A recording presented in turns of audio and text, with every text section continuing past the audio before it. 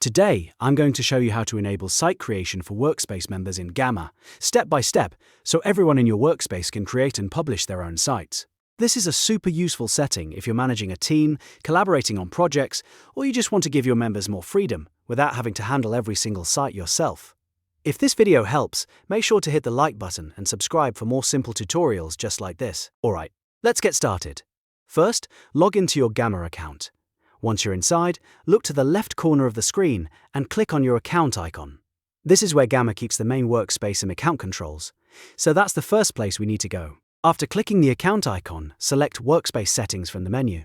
This will open the settings area for your current workspace, where you can control team access, permissions, and other important options. Now, in the Workspace settings, look for the Sharing and Permission section. This is the part of Gamma that controls what workspace members can and cannot do, so make sure you're in the right place before changing anything. Once you're in Sharing and Permission, look for the option related to site creation. If site creation is turned off, switch it on. This is the key step because enabling this setting allows workspace members to create their own sites and publish them directly from the workspace. If you're managing a team, this can save a lot of time and make collaboration much smoother. After you enable it, take a moment to double-check that the setting is saved properly. You want to make sure the permission is active before your members start creating new sites. And that's it. Once site creation is enabled, your workspace members will be able to build and publish their own sites without needing you to do it for them.